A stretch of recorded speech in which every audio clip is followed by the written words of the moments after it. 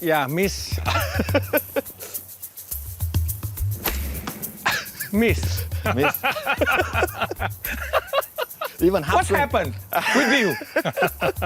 I memory about the past. Focus now. In 1998, we have a big meeting in Haiphong to discuss about the future of the company.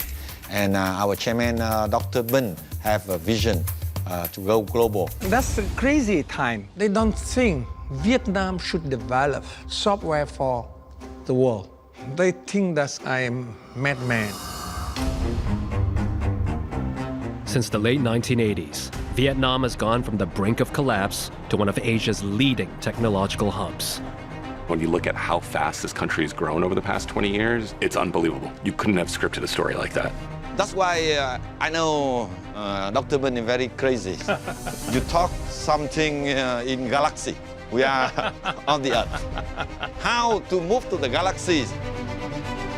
The nation is now pushing boundaries in automotive tech, semiconductors, and artificial intelligence. AI is a game changer. It's going to change the way we see things around us. Operating from a cutting-edge campus, FPT has driven Vietnam's tech surge despite setbacks and adversity. The internet bubble, it's burst. We come to Silicon Valley with the big hope, but not much preparation. It was a very risky idea, but that's our DNA.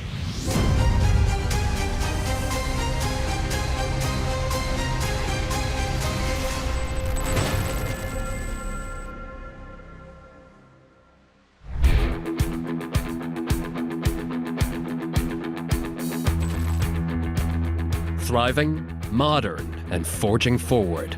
This is Vietnam now. A country with an average growth of about 6%, a hub of innovation.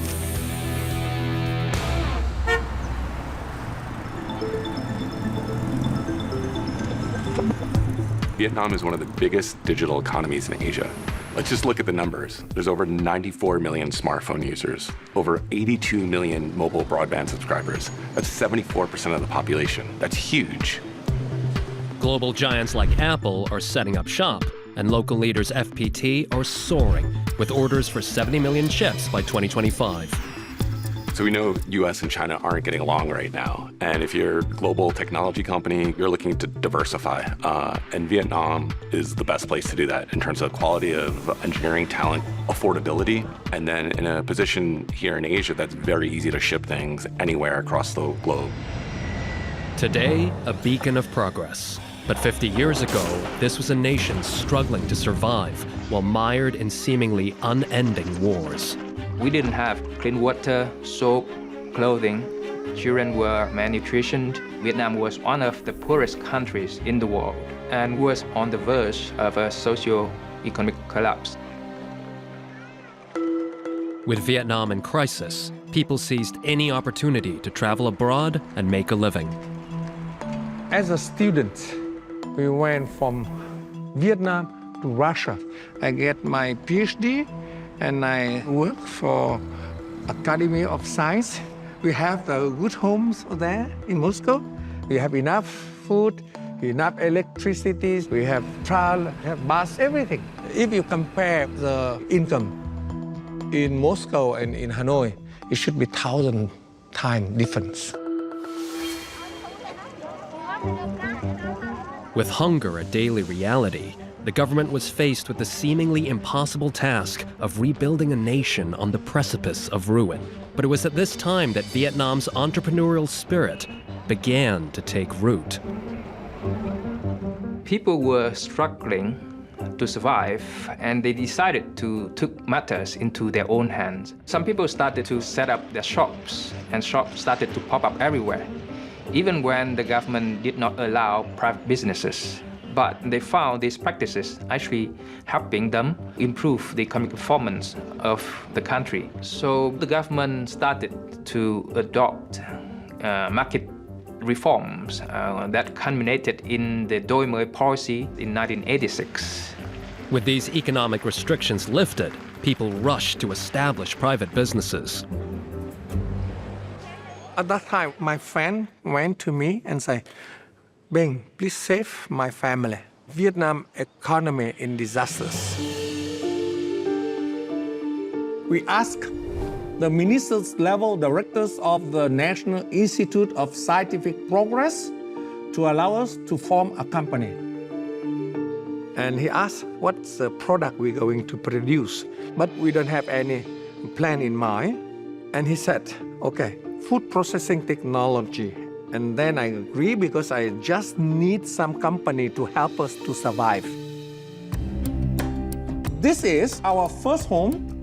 It's situated within one of the most historical villas in Hanoi. And also at the same time, that's first FPT office. We start from garage. Yeah, very happy memory. The Đổi mới reforms basically changed everything. First, people's incomes improved significantly. The GDPs increased multiple times. When the U.S. decided to lift its embargo in 1994, the best way to ensure cooperation from Vietnam is to end the trade embargo. Trade and investment exploded, and with the normal trade ties came tourist technology transfers, more market access. Vietnam was able to open up even further, and the country had even more economic opportunities. A lot of technologies company come because they know they will start operation in Vietnam very soon. People feel very excited. A lot of foreign delegation coming to seeking a business opportunity, and among those, that's IBM. Very important to FPT fate. By now, FPT had shifted their attention from food technology to just technology. However, the company and the country were feeling their way through the unknown. They needed a breakthrough, and that came with IBM. Before 1994, PC is a luxury item. At that time, I used to go to a computer center weekend to rent a computer for an hour to practice and to test my programming. That is the IBM PC 2A6. It's amazing. In Vietnam, IBM start to find the partners by calling to different offices. And they said, I have the broken IBM printers, help me. And they call a lot of companies, but they answer, no, I don't have this kind of service, so on and so on. But my one staff say, wait, for 10 minutes, I will come over to look. He don't know about IBM, he don't know about the IBM printers, but somehow fix. And by this attitude, IBM selects FPT as a very first partner in Vietnam. The company grew fast, sealing more deals with the likes of HP and Compaq. And then we the number one computer company in Vietnam.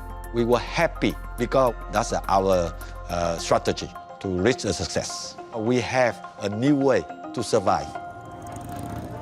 Everything looked rosy. The Vietnamese economy was booming, and FPT's gamble on technology was paying off in a big way. But when their American partners encountered unexpected turbulence, Dr. Bin grew extremely concerned.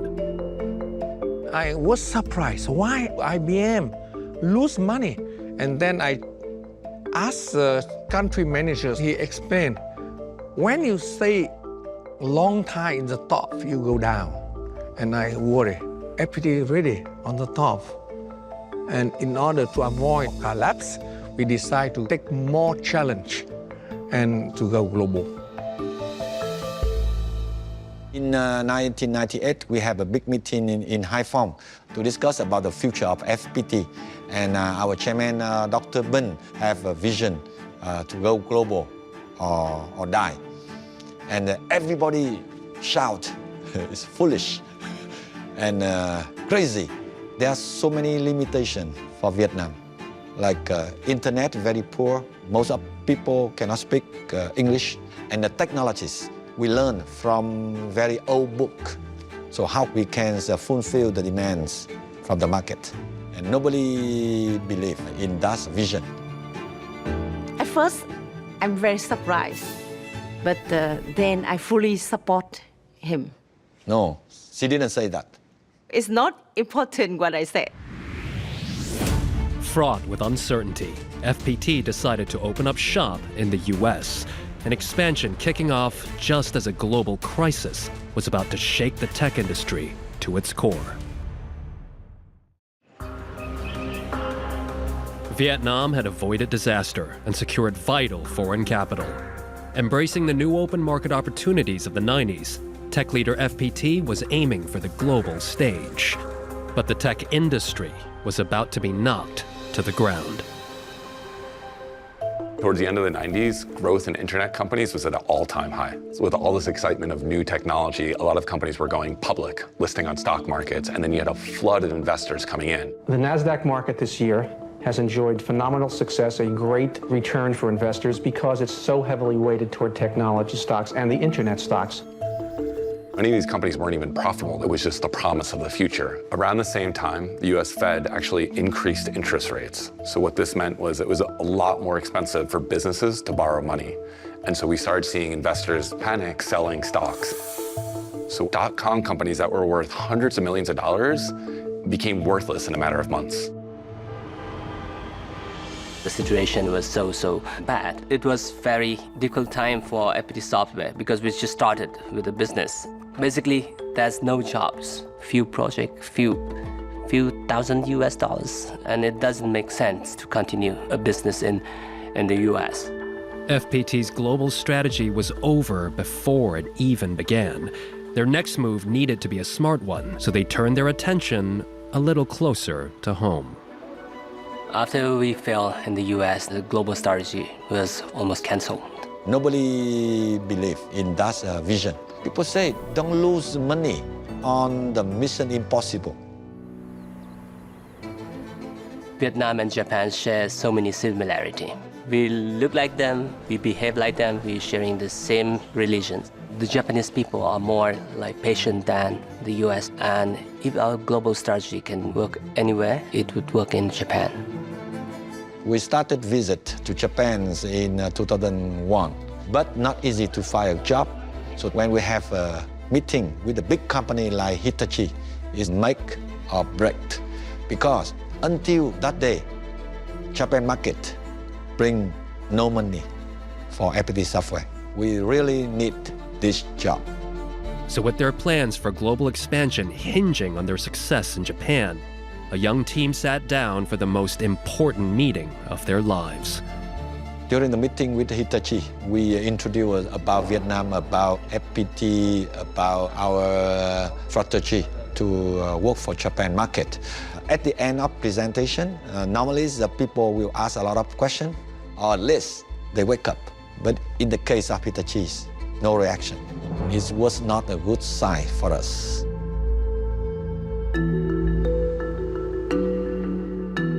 He's the guy to make the very important decision to give us a trial project. After presentation, nobody asked any question. But during the dinner, very surprised, he decided to give us a trial. 10 years later, I asked him what the main reason he decided to partner with FPT. He said that because he see the teamwork, he see the spirit from a young team. With their first Japanese deal secured, FPT laid the foundation for expansion into the Far East and beyond, rapidly growing to over 30 markets. Yet, success revealed a deeper issue in Vietnam, one that demanded urgent attention. In the 1990s, education here in Vietnam was quite limited. We opened the new office in Japan, but we faced a big problem. It's really difficult to recruit new people, so it's critical that we have to focus on the IT trainings and IT resource. Taking matters into their own hands, the company made the unprecedented decision to train the next generation of tech talent. That's why the FPT University was established in 2006 in order to fill the gap for IT resource in Vietnam and Asia region. we select about 30% best student come to FPT to start the internship in FPT software. And when they graduate, they're ready for the projects overseas. Vietnam was now able to produce high-quality IT graduates. And as the nation grew and transformed into a modern economy, FPT's ingenious decision to create a supply for their own demand was propelling them across the world stage. But once again, global events would affect the company's plans, as a crippling blow brought the entire world to a standstill. The COVID-19 pandemic forced us into a new type of existence, one where cities lay deserted. The streets were empty. It's like we were in a wartime. The only sound you can hear is the ambulance. But despite the same reality, Vietnamese people viewed things differently. They call Vietnamese people resilient because Vietnamese people were able to fight and win different wars, survive starvation, drought, even economic hardship. So all these past experiences have helped Vietnamese people become tough, and they don't easily fall under pressure. So when COVID happened, many customers want to transform the operation, and Cox Automotive in the US is one of our customers. At the time, really tough to fly to US, but we sent a team to US immediately for 3 months. With a client intent on consolidating the work of 200 vendors into a select few partners, it was FPT who came out on top, somehow increasing business during a global catastrophe. So because of success of our project, we have many other customers give us a new project, like a Ford, NXP, so FPT still keep growing in profit. Though their global efforts bore fruit, the reaction within the country was a true display of Vietnamese spirit. One thing surprised us. Many people volunteered to keep the critical business running. So 1,300 people staying in our campus, and we need to make sure that they have foods, they have showers, they have everything for their daily life. So what you see now is a meeting room, right? 100 chairs. And during the COVID time, we converted this into a sleeping quarter. Yeah, it was a difficult time. But, you know, really showing the FPT spirit. FPT channeled Vietnamese resilience, finding opportunity where others saw problems. Central to this is their ability to innovate, something that's come to the forefront in recent years. This is Vision AI, and imagine we are in a factory floor, and in this conveyor belt there's products that has defect, and there are products that has no defect. It can just take a picture of the product. If you can see the red box, it shows that this product has some defect on it and save millions of dollars because we catch it before it comes out to the market. Since the company's founding in 1988, Vietnam's GDP per capita has increased a staggering 1,910%. And FPT's revenue has grown past $1 billion. But Dr. Bin's motivation was always about more than just money. I travel. Years, no contracts, no earning, no revenues. First deal, first money. That's so exciting, so sweet. And then we got first millions, first 10 millions, first 100 millions, and now we got first billions. Yes, money is important for sure, but in the 90s, whole countries in deep disaster.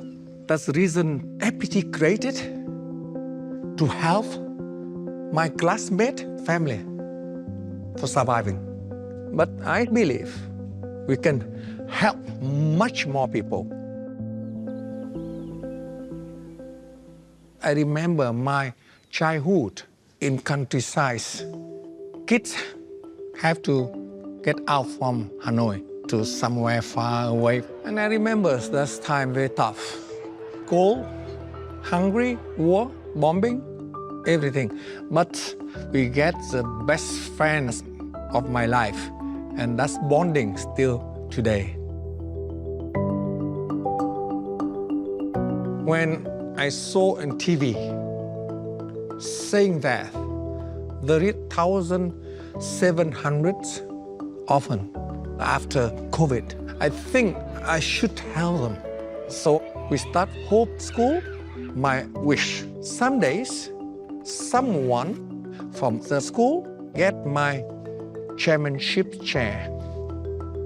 And I strongly believe in that.